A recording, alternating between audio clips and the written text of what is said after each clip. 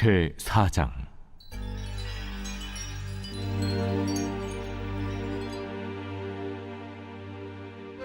대만 사람 엘리바스가 대답하여 이르되, 누가 내게 말하면 내가 실증을 내겠느냐? 누가 참고 말하지 아니하겠느냐? 보라, 전에 내가 여러 사람을 훈계하였고 손이 늘어진 자를 강하게 하였고 넘어지는 자를 말로 붙들어 주었고 무릎이 약한 자를 강하게 하였거늘 이제 이 일이 내게 이름에 내가 힘들어하고 이 일이 내게 닥침에 내가 놀라는구나. 내 경외함이 내 자랑이 아니냐? 내 소망이 내 온전한 길이 아니냐? 생각하여 보라. 죄 없이 망한 자가 누구인가? 정직한 자의 끊어짐이 어디 있는가? 내가 보건대 악을 밭갈고 독을 뿌리는 자는 그대로 거두나니 다 하나님의 입기운에 멸망하고 그의 콧김에 사라지느니라. 사자의 우는 소리와 젊은 사자의 소리가 그치고 어린 사자의 이가 부러지며 사자는 사냥한 것이 없어 죽어가고 암사자의 새끼는 흩어지느니라. 어떤 말씀이 내게 가만히 이르고 그 가느다란 소리가 내 귀에 들렸었느니 사람이 깊이 잠들 즈음 내가 그 밤에 본 환상으로 말미암아 생각이 번거로울 때에 두려움과 떨림이 내게 이르러서 모든 뼈마디가 흔들렸느니라. 그때 영이 내 앞으로 지나매 내 몸의 털이 쭈뼛하였느니라. 그 영이 서 있는데 나는 그 형상을 알아보지는 못하여도 오직 한 형상이 내 눈앞에 있었느니라. 그때 내가 조용한 중에 한 목소리를 들으니 사람이 어찌 하나님보다 의롭겠느냐? 사람이 어찌 그 창조하신 이보다 깨끗하겠느냐? 하나님은 그의 종이라도 그대로 믿지 아니하시며 그의 천사라도 미련하다 하시나니 하물며 흙집에 살며 티끌로 털을 삼고 하루살이 앞에서라도 무너질 자이겠느냐? 아침과 저녁 사이에 부스러져 가루가 되며 영원히 사라지되 기억하는 자가 없으리라. 장막줄이 그들에게서 뽑히지 아니하겠느냐? 그들은 지혜가 없이 죽느니라. 오늘 욥기 4장 말씀 함께 살펴보도록 하겠습니다. 엘리바스의 첫 번째 논쟁, 그 첫 시간입니다. 서론부터 가보도록 하겠습니다. 혹시 유인물 못 받으신 분 계신가요? 네, 가겠습니다. 욥기는 시가서 혹은 성문서라고 하죠. 시가서의 첫 번째 성경입니다. 시가서를 읽으실 때에 가장 중요한 것은 하나님이 누구신가를 발견하는 것입니다. 욥기는 인간이 해결할 수 없는 고난의 문제와 그 고난 속에 찾게 되는 하나님을 긴 호흡으로 시의 형식을 빌어 묘사하고 있습니다. 따라서 욥기를 읽을 때에 조급해하지 말고 세상을 살아가는 인간의 가장 깊은 고민인 고난의 문제, 그리고 그 안에서 아무것도 하지 않는 듯한 하나님의 주권의 깊이를 살펴보는 시간이 되어야 할 것입니다. 1장과 2장은 욥기의 서론에 해당되죠. 욥이 왜 고난을 당하게 되었는지를 설명해 주고 있습니다. 이 고난은 하나님이 허락하신 것으로 사탄이 주체가 되어 재산과 자녀를 빼앗습니다. 또한 생명을 해하지 않는 선에서 극한 질병으로 고통을 당하게 하였습니다. 고난당한 욥을 위로하기 위해 세 친구가 찾아오죠. 그들은 지혜자들로 욥의 고난을 해석하기 위해 긴 논쟁을 하게 됩니다. 하지만 그들의 지혜로는 고난의 의미를 찾을 수 없었습니다. 이런 욥이 마지막에 가서 하나님을 만남으로 그분의 주권을 인정하며 마무리가 됩니다. 욥과 세 친구 사이에 흐르는 일주일간의 침묵을 깬 것은 욥의 한탄이었습니다. 그것이 이제 3장에 있는 거죠. 욥은 응답하지 않는 하나님이 계신 허공을 향해 탄식합니다. 자신의 탄생에 대한 탄식, 자신의 생명에 대한 탄식, 그리고 자기 존재 자체에 대한 탄식입니다. 차라리 태어나지 않았더라면, 차라리 태어났을 때 죽었더라면, 차라리 그냥 죽게 놔두신다면 이런 고난을 겪지 않아도 될 것이라는 내용이었습니다. 이런 탄식을 들은 친구들이 욥의 불신앙적인 태도에 대해 비판을 하기 시작합니다. 그 첫 번째는 나이가 제일 많은 대만 사람 엘리바스입니다. 그 표를에다가 검정색을 칠해야 되는데 4장에다가 해야 되는데 지난주에는 고친다고 고쳤는데 또 이렇게 됐습니다. 그 4장에 우리는 지금 4장에 와 있습니다. 서론과 피고의 억울한 증언 지나고 이제 대화의 세계 사이클, 4장에 와 있습니다. 네, 이 앞에 부분 계속 반복적으로 이야기하지만 우리 성도님들에게 누차 말씀드리고 싶은 내용이긴 합니다. 욥기를 보실 때 긴 호흡으로 보셔야 됩니다. 우리 인생에 죽을 때까지 고민하는 게 고난에 대한 문제입니다. 왜 이런 어려움이 왔는가? 난 왜 힘든가? 이런 생각을 하게 되죠. 고난이 찾아오면 막 죽고 싶기도 하고, 하나님 도대체 어디 계신가? 하나님 왜 안 도와주시는가? 내가 뭘 잘못한 건가? 이런 고민을 하게 됩니다. 우리 성도님들이 크고 작은 고난들, 각자가 가지고 있는 고난들이 어쩌면 이 세상에서 가장 큰 고난이라고 여겨질 것입니다. 그래서 그런지 성경에서 욥은 인간이 당할 수 있는 가장 극심한 고난 속에 있는 것 같습니다. 욥이 가장 극심한 고난이라고 표현하지만 우리 성도님들 각자가 겪는 그 고난이 가장 큰 고난일 수 있습니다. 어떤 분들은 머리카락 없는 거가 가장 큰 고난이기도 합니다. 참 그걸 굉장히 힘들어하는 분들도 있더라고요. 우리 교회는 없죠. 다 이제 자유로우신 분이죠. 저는 우리 성도님들이 볼 때 제가 요즘 이상하게 자주 듣는 말이 지난주와 요번 주에 많이 들었습니다. 잘생겼다고. 야봐요. 안 믿잖아요. 저도 안 믿거든요. 잘생겼다는 이야기를 많이 들어가지고. 그래서 어떤 한 성도님은 그런 얘기를 하셨어요. 목사님 정도면 굉장히 잘생기신 거죠. 이런 얘기를 하더라고요. 그래서 제가 외모 컴플렉스가 있다는 이야기에 대해서 전혀 믿지 않으시더라고요. 그러니까 우리 성도들에 비하면 제가 잘생겼어요. 근데 저는 저의 기준에 비하면 제가 굉장히 못생긴 거죠. 우리 성도님들이 정말 생각한 것보다 저는 이 외모 컴플렉스가 인생에 정말 큰 고난이랄까요? 정말 큰 짐이었습니다. 짐. 그 사람이요, 자기가 다른 사람이 볼 때는 저게 무슨 문제인가라고 생각하겠지만 그 자체로 엄청난 삶의 문제. 우리 성도님들은 이해 못할 겁니다. 저는 이 얼굴 때문에 죽고 싶었습니다. 이 정도로 잘생겼는데 죽고 싶었어요. 그렇게 살았어요. 내가 살아서 뭐하나? 나는 이렇게 해서 뭐 결혼이나 할 수 있을까? 우리 각자가요, 다 자기가 갖고 있는 자기의 고민이 가장 큰 문제인 것 같습니다. 우리의 평생에 다뤄야 될 문제입니다.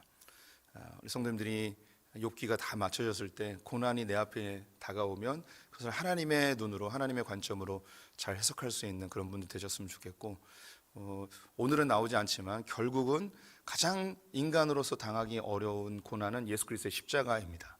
그래서 예수 그리스도의 십자가를 바라보면서 우리가 당한 그 고난이 십자가 앞에 별것 아닌 게 되어지고, 십자가 뒤에 기다리는 그 부활을 보게 되고, 이 예수 그리스도의 십자가로 온 인류가 구원받은 것처럼 내가 당하고 있는 고난, 내 죄 때문이 아니라 이유를 알 수 없는 그 고난이, 이것이 하나님의 도구가 되어져서 어떤 일을 하나님이 행하실지는 아무도 모르는 정말 놀라운 일들을 행하는 것을 우리가 보게 되는 그런 꿈을 꿀 수 있는 그런 십자가의 신앙이 우리 안에 형성되어진다면, 고난이여 오라, 그 어떤 고난도 내게 유익이고 환난 중에 즐거워하게 되고, 이 환난이 나를 연단하고 이 연단이 소망을 갖게 하고 우리를 더 영화롭게 할 것을 우리는 꿈꿀 수 있게 됩니다.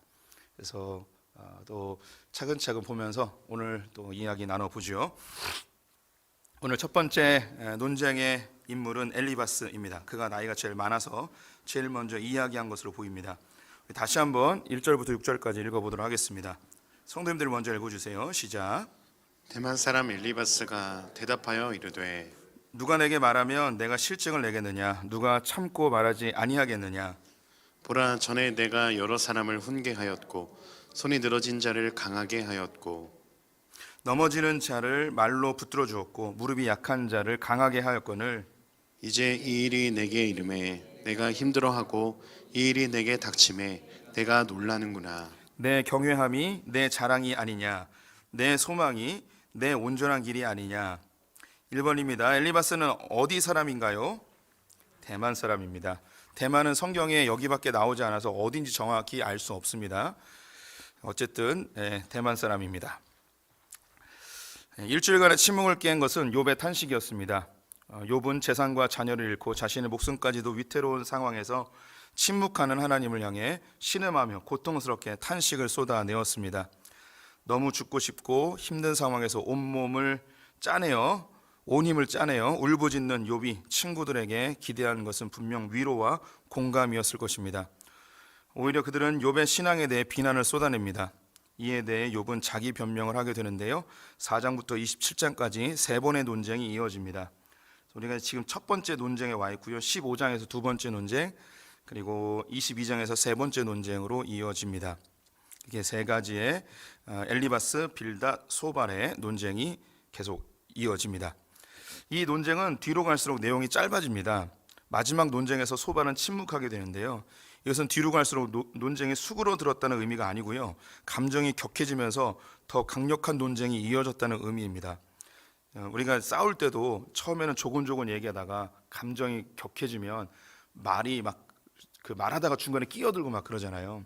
그래서 이 2장 두 번째 논쟁과 세 번째 논쟁 뒷부분을 가게 되면 말하고 있는데 막 껴드는 그런 그 현상들이 막 나와요. 감정이 격해진 거죠.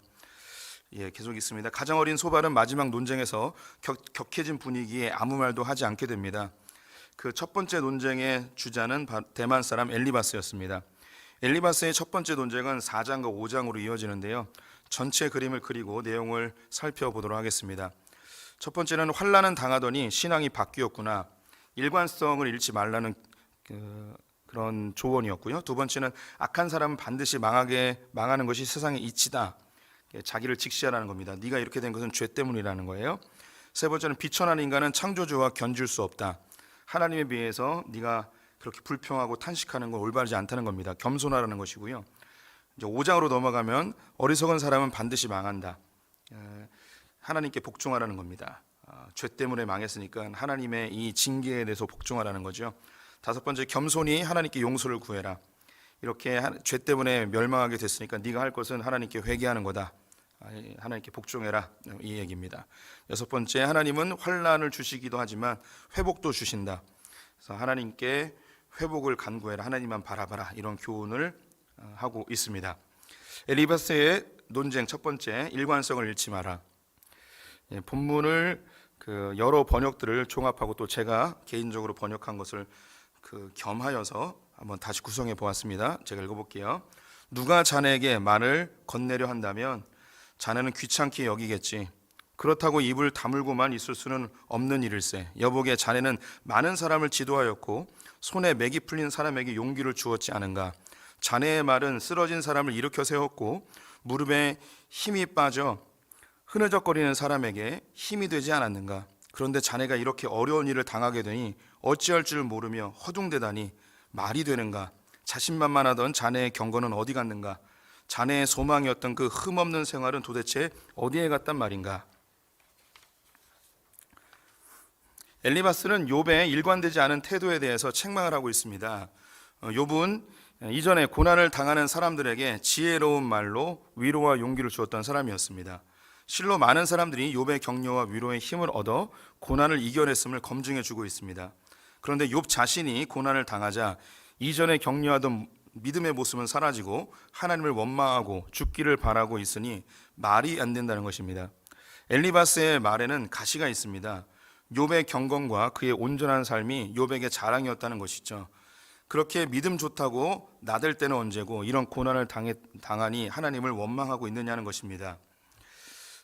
질문해 보겠습니다. 당신이 욥과 같은 평상시에 교회 봉사 열심히 하고 교회에서 직분, 장로, 권사로 믿음 좋다고 칭찬을 받는 신앙인이 갑자기 찾아온 고난 앞에서 하나님을 원망하고 죽고 싶다고 탄식한다면 어떻게 위로하시겠습니까? 두 번째, 당신이 생각할 때 엘리바스의 반응은 적절하다고 보시나요? 네, 이 욥이 우리 교인 중에 한 명이라고 생각해 보겠습니다.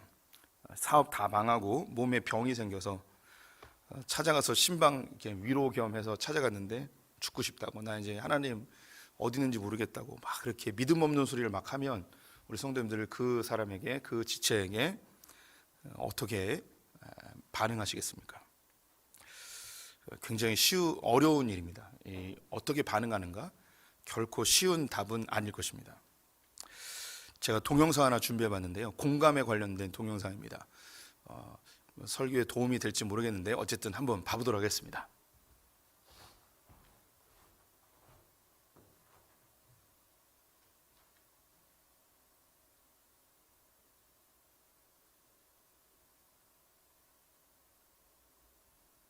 여러분, 이거 아세요? 사랑을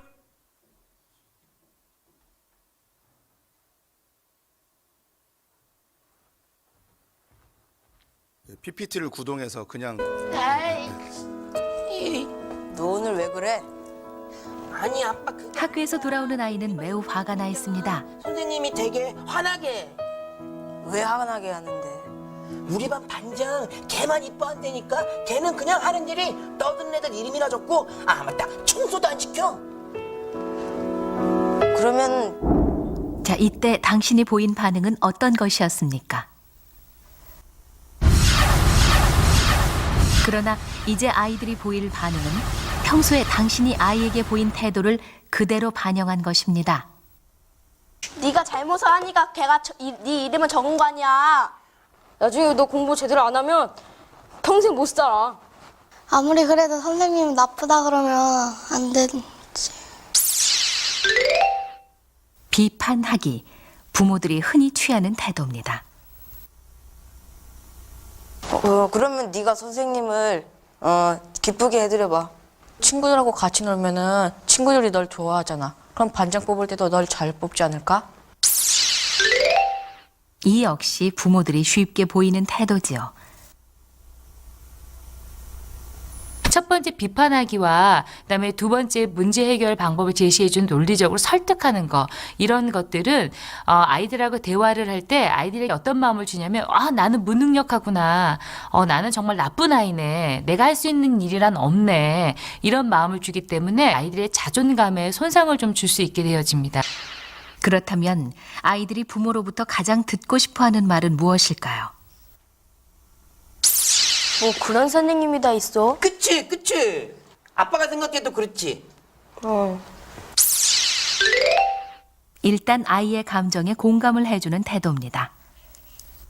아이들이 사실 마음을 받아주고 난 다음에는 아이들이 자기의 감정이나 이것들이 정리되어지면서 이제 이성을 찾게 되어질 때 바로 그때 그러면 이 문제를 해결하기 위해서 어떤 방법을 사용하면 좋겠니? 라고 해서 문제 해결을 그 다음에 끌어가시면 됩니다. 그렇게 되어지면 아이들은 자존감을 손상받지도 않으면서 문제도 해결해 나갈 수 있는 일거양득의 그런 성과를 좀 얻을 수 있게 되어지죠. 너 오늘 왜 그래? 네, 끝났습니다.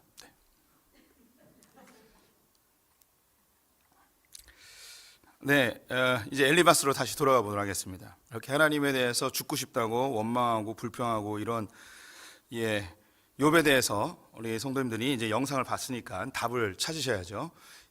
욥에 대해서 뭐라고 반응하시겠습니까? 화가 많이 났구나. 너 하나님이 무척 싫구나. 이렇게 공감을 해주셔야 되겠죠. 네. 우리는 엘리바스의 태도에 대해 비난할 자격이 없습니다. 우리도 비슷한 반응을 보일 것이 분명합니다. 우리는 공감과 위로에 익숙하지 않습니다. 오히려 우리는 판단과 비판에 더 익숙합니다. 성경 우리에게 즐거워하는 자와 함께 즐거워하고 우는 자들과 함께 울라고 권면하고 있습니다. 우리는 엘리바스입니다. 우리 중에 하나님의 마음으로 공감하고 위로해 줄 수 있는 사람이 다 되어야 하는데 사실 우리의 죄성은 엘리바스에 더 가깝습니다. 계속 읽어볼게요. 7절부터 11절 성도님들이 먼저 읽어봐 주십시오. 시작. 생각하여 보라, 죄 없이 망한 자가 누구인가? 정직한 자의 끊어짐이 어디 있는가? 내가 보건대 악을 밭갈고 독을 뿌리는 자는 그대로 거두나니 다 하나님의 입 기운에 멸망하고 그의 콧김에 사라지느니라. 사자의 우는 소리가 젊은 사자의 소리가 그치고 어린 사자의 이가 부러지며 사자는 사냥한 것이 없어 죽어가고 암사자의 새끼는 흩어지느니라. 2번입니다. 엘리바스는 욥이 당한 고난의 원인을 어디에서 찾고 있나요? 죄에서 찾고 있습니다. 죄 없이 망한 자가 누구인가? 죄 때문에 이런 고난을 받았다는 의미이죠. 엘리바스의 논쟁 두 번째, 자신을 직시하라. 엘리바스는 욥의 떨어진 믿음에 대해 비난을 하였습니다. 이어서 욥이 당한 고난의 원인을 언급합니다. 바로 죄 때문에 이런 고난을 당하게 됐다는 것이죠. 본문을 다시 한번 제가 풀어서 읽어볼게요. 곰곰이 생각해보게 죄 없이 망한 사람이 어디 있으며 올곧게 사는 사람이 비명에 죽는 것을 보았는가? 내가 보니 땅을 갈아 악을 심고 불행의 씨를 뿌리는 자가 모두 그 심은 대로 거두는 법일세. 하나님은 그런 자들을 입김으로 쓸어버리시고 분통을 터뜨리시면 콧김으로 그들을 끝장내시는 분일세.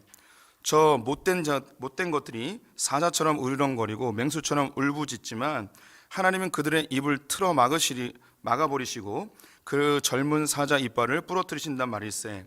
아무리 힘센 사자일지라도 그 이빨이 부러진다면 결국 먹이도 잡지 못한 채 기운이 빠지게 될 것일세. 그러면 그 새끼들은 이리저리 흩어지는 신새밖에 더 되겠는가?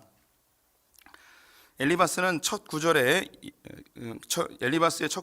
예전에 욥의 태도를 칭찬하는 듯 매우 신사적이었습니다. 하지만 엘리바스는 그 속에 숨겨놓은 판단의 말을 쏟아낼 수밖에 없었습니다. 바로 욥의 고난은 죄 때문이라는 것이죠. 엘리바스는 세 가지의 비유를 들고 있습니다. 첫째는 씨에 대한 비유입니다. 우리말로 콩 심은 데 콩 나고 팥 심은 데 팥 난다는 말과 같습니다.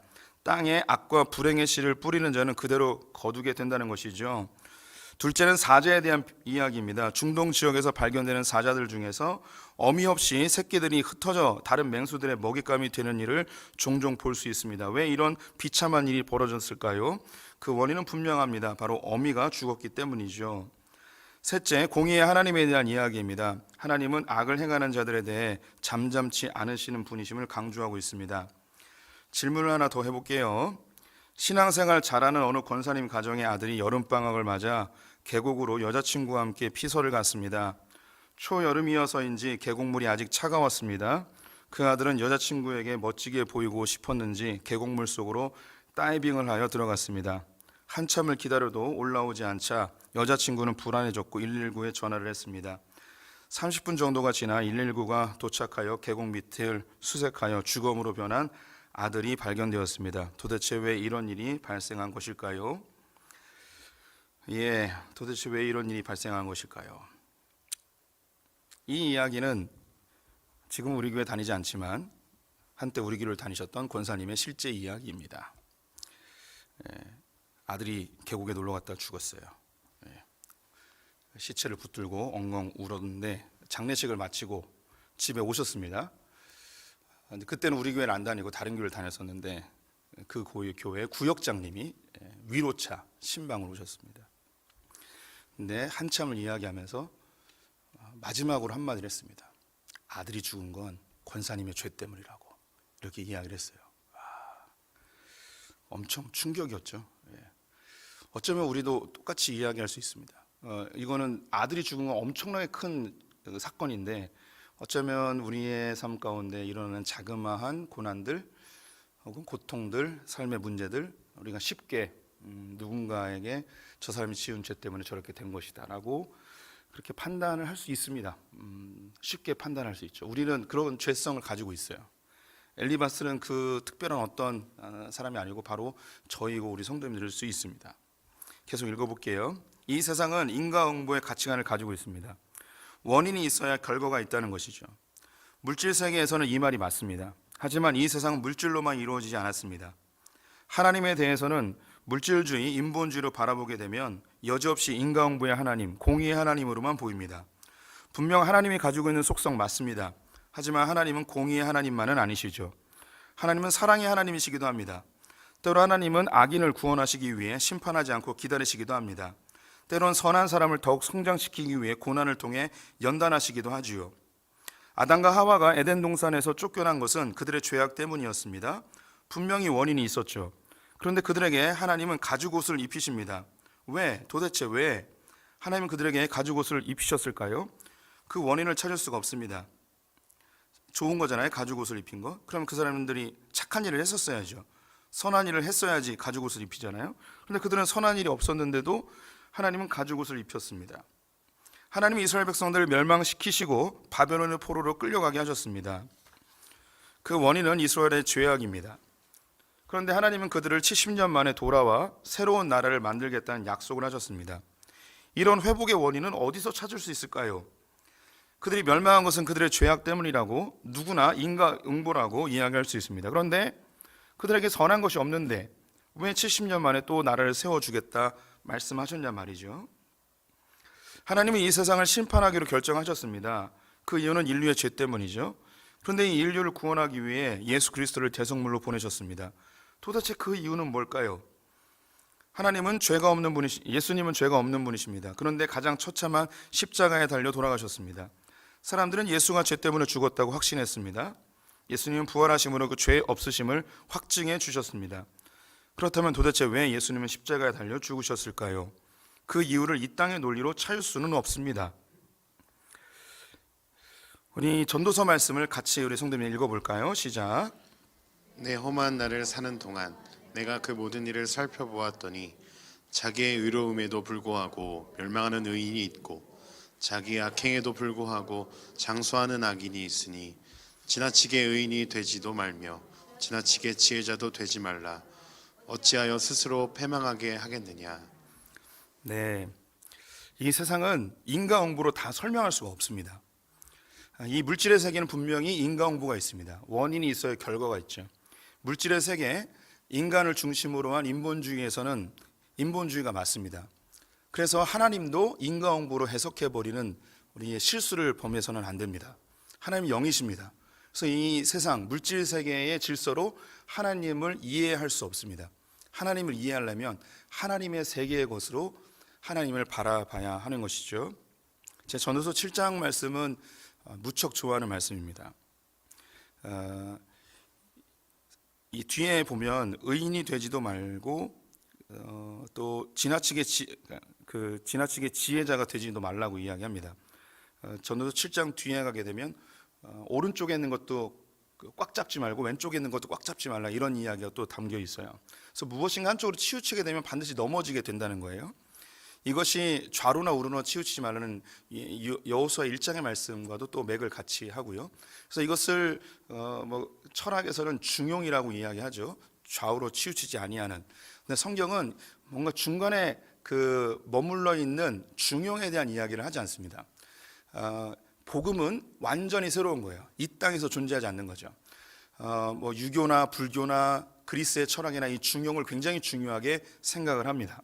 논어 공자도 그런 이야기를 하고 부처도 이야기하고 소크라테스 외에 그리스의 철학자들이 중용에 대한, 아리스토텔레스가 특별히 중용을 굉장히 강조했죠. 그래서 한쪽으로 치우치는 거에 대해서 이 세상에 있는 철학자들과 사상가들도 굉장히 위험하다는 것을 이야기했어요. 그러면 복음 안에서도, 우리 교회 안에서도 이 좌우로 치우치지 않는 거를 이야기하면 뭔가 가운데 있어야 되는 것처럼 생각을 합니다.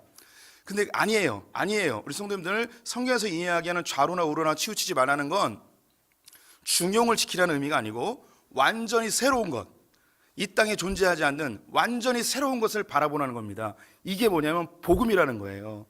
이 세상에서 사람들이 생각하지 못하는 완전히 새로운 것, 하나님의 관점, 복음. 성경 우리에게 그것을 요구하고 있습니다. 그래서 이것을 이제 제3의 관점이라 할 수 있습니다. 이 세상은 중간에 머물러 있을 수가 없어요. 중용, 사실 이것도 굉장히 허무맹랑한 소리일 수 있습니다. 완전히 새로운 것, 이 세상에 인과응보로 세상을 판단하는 관점이 있는데, 이 세상이 그것을 다 해석할 수 없다 보니까 포스트 모던이라는 것이 형성이 되었습니다. 어떤 원칙도 어떤 원리도 말하지 않는 그런 포스트 모던이 생기게 됐죠. 그래서 계몽주의까지 이제 이 모던 시대까지는 바로 인과응보, 과학적 이성적 사고로 이 세상이 운영된다고 생각했어요.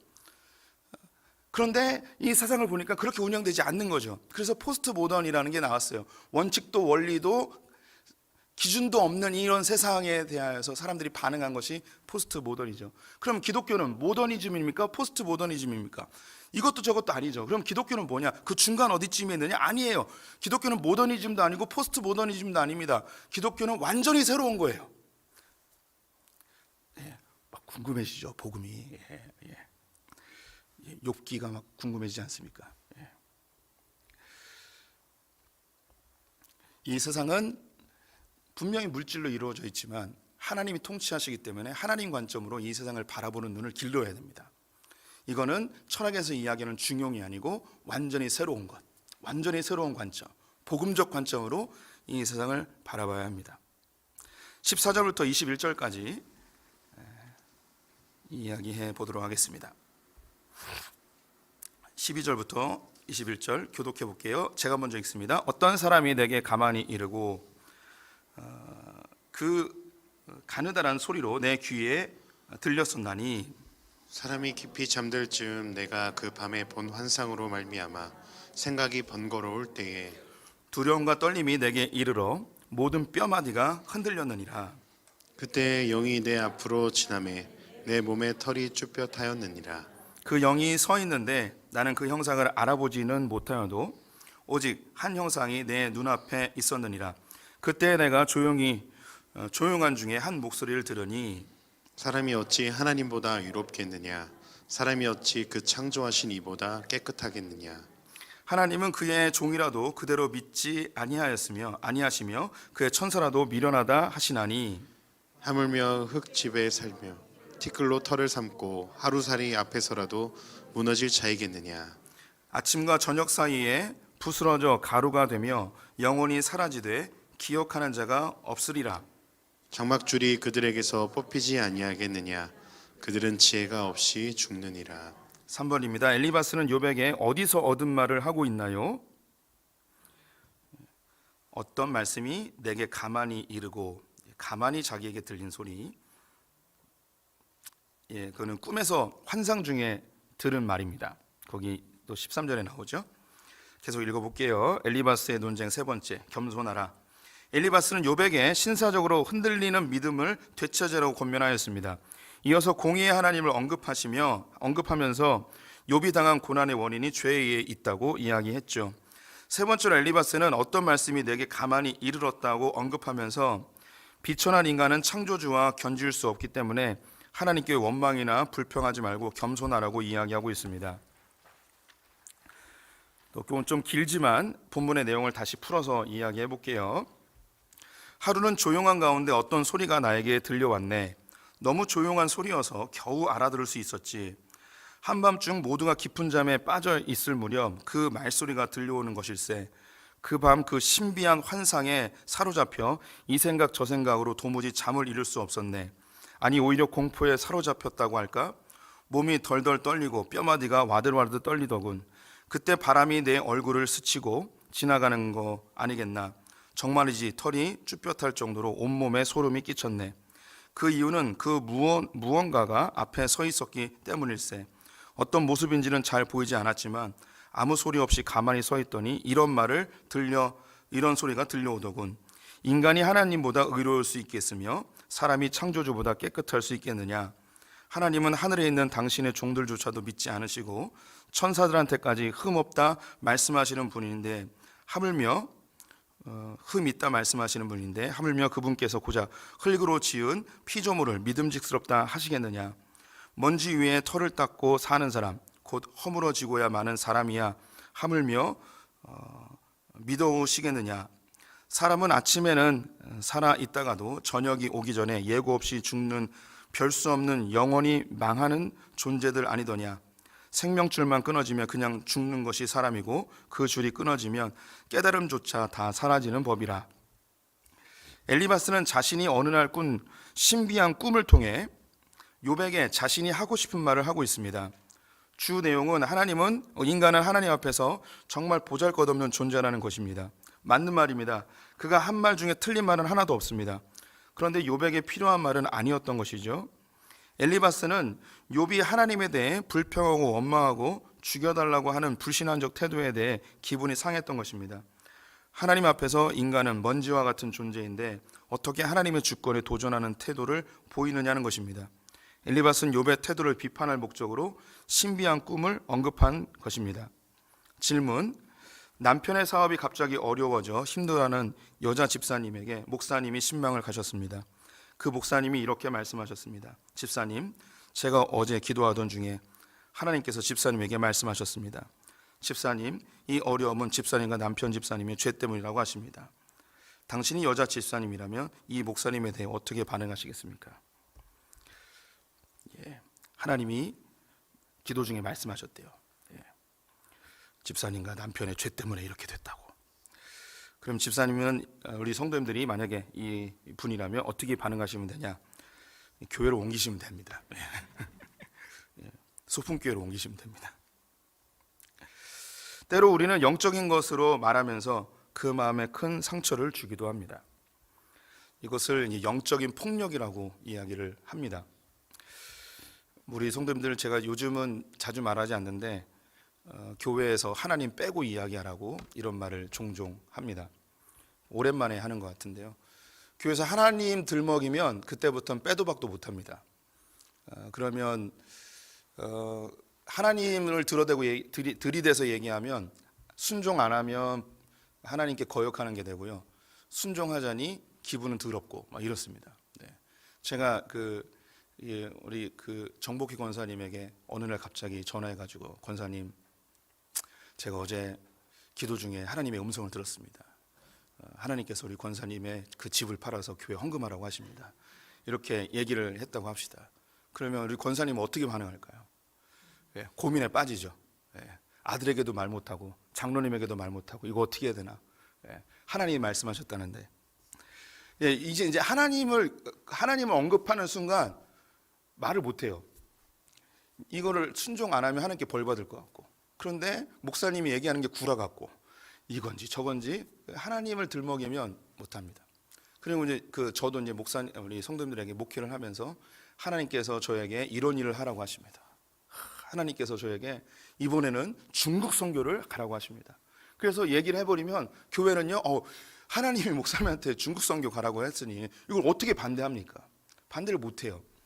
이거는 어쩌면 한 개인이 자기가 하고 싶은 것을 하나님을 이용해서 폭력적으로 그 의사를 묵살하고 진행하는 방법일 수 있습니다. 종종 그렇게 할 수도 있고요. 우리 성도님들도 뭔가 좀 영적이고 뭔가 좀 신령해 보이는 것처럼 하나님께서 말씀하시기를, 하나님 저에게 환상을 보여주시기를, 하나님께서 저에게 성경으로 말씀해 주시기, 이렇게 하나님을 들어 이야기하면서 자기의 의사를 표현하는 것 굉장히 신령해 보이지만 그렇게 아름다운 모습이 아닙니다.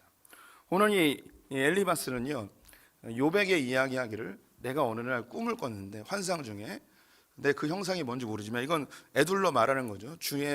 주님이시거나 주의 천사가 자기에게 이야기해 줬다는 거예요. 하나님의 그 주권 앞에 먼지 같은 인간이 하나님이 하신 일에 대해서 겸손해야지 어디 따지고 들어, 이런 이야기를 대신하고 있습니다. 이 엘리바스는 저의 모습이고 우리 성도님들의 모습인 것 같습니다. 누군가 고난을 당하고 힘겨워하고 있을 때 우리는 그들의 믿음을 쉽게 평가하고 판단하는 존재일 수 있습니다. 또 때로는 그 고난에 대해서 죄 때문이라고 단정 짓기도 하고요. 또 내가 뭔가 신령하고 그 사람을 위해서 기도하는 듯 하면서 주님이 말씀하셨습니다 하면서 영적인 격려와 위로라기보다는 오히려 그 영혼에 더 상처기를 내는 경우들이 발생할 수 있죠. 그래서 예레미야서에 바벨론으로 포로로 끌려가야 되는 이스라엘 백성들을 향해서 이야기하는 거짓 선지자들에 대한 이야기를 하고 있습니다. 우리 성도님들 같이 읽어볼게요. 시작. 여호와의 말씀이라. 보라, 그들이 혀를 눌려 여호와가 말씀하셨다 하는 선지자들을 내가 치리라. 여호와의 말씀이니라. 보라, 거짓 꿈을 예언하여 이르며 거짓과 헛된 자만으로 내 백성을 미혹하는 자는 내가 치리라. 내가 그들을 보내지 아니하였으며 명령하지 아니하였나니 그들은 이 백성에게 아무 유익이 없느니라. 여호와의 말씀이니라. 네, 우리 성도님들이 신앙생활하면서 꿈이나 하나님의 음성으로 이렇게 이야기했다고 하는 것은 경계하여 조심해서 듣는 게 좋습니다. 네, 다음 시간에 이야기하게 될 내용인데요, 우리가 누군가를 권면하거나 위로하게 된다면 하나님의 말씀으로 하는 것이 가장 좋습니다. 하나님의 말씀에 근거하여서 이야기하는 것이 좋죠. 그리고 그 사람의 고난의 이유가 성경에서 이야기하는 분명히 드러난 죄악이 있다면 그 성경 말씀을 근거하여서 이야기할 수 있지만, 그걸 알지 못한다면, 성경에서 언급하고 있는 죄가 아니라면 우리는 그의 죄에 대해서 말할 수 있는 권리는 없습니다. 하나님만이 할 수 있는 거죠. 그럼 우리가 할 수 있는 부분, 하나님께 그 사람의 영혼을 들고 기도하는 제사장의 역할을 감당해야 할 것입니다. 우리 성도님들이 또한 욥의 입장에 들어질 수도 있습니다. 욥의 입장에 서 있을 때 내가 당한 이 고난이, 이 엘리바스가 그 사람으로 나와 있지만 우리 안에 있는 내적 자아가 이런 똑같은 얘기를 할 수가 있어요. 우리 안에 있는 이 내적 자아가 예전에 그렇게 믿음 좋았던 사람이 고난이 오니까 믿음이 막 떨어지는 거죠. 그럼 내면에서 그런 얘기예요. 너 예전에 믿음 좋다고 이야기하더니 이 정도 가지고 너 이렇게 쓰러지는 모습, 이렇게 낙마하는 모습, 사람들이 보면 너 뭐라고 하겠니? 너 그럴 바에는 차라리 교회를 가지 마라.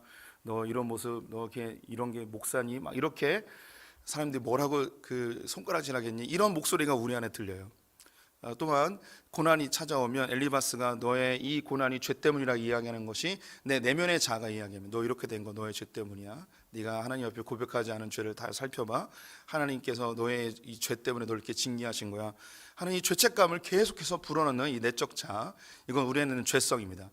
악한 영이 우리를 교묘히 속삭여서 이 죄성을 계속 자극하여서 죄책감이 계속 사로잡히게 하고 이 모든 게 나의 죄 때문이다, 내가 잘못해서다, 이런 자기 이 혐오로 이어지는 경우들도 많이 있습니다. 또한 하나님께 그릇된 환상을 구할 때도 있습니다. 하나님이 고난의 이유를 알려주십시오. 꿈으로 알려주시든 환상을 알려주시든 음성으로 알려주시든 제발 좀 알려주십시오. 이렇게 기도할 때가 있습니다. 그런 거 물어야 되죠. 그런데 지나치게 환상적인, 오히려 우리 성도님들이 고난을 당하거나 힘들 때 참 쉽진 않지만 성경 말씀을 통하여서 하나님의 뜻을 분별하는 것이 가장 명확합니다. 음성이나 환상이나 이런 거 구하기보다는 힘들고 어려울 때, 고난이 다가올 때 정말 어렵지만 다시 말씀으로 가고 또 다시 말씀으로 가는 그런 몸부림이 우리 성도들에게 오히려 있어야 할 것입니다. 우리는 엘리바스가 될 수도 있고 욥이 될 수도 있습니다.